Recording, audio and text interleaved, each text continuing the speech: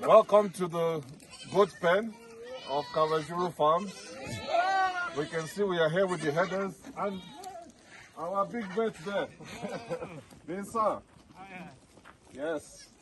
We're trying to sort out the goats. We can see most of them have their air tags. But some of the newborns, we have to make sure they get their own air tags. And also we're trying to figure out how many newborn males we have, because we don't want to have interbreeding.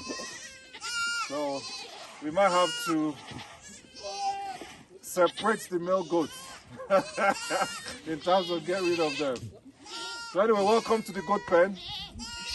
Enjoy the noise.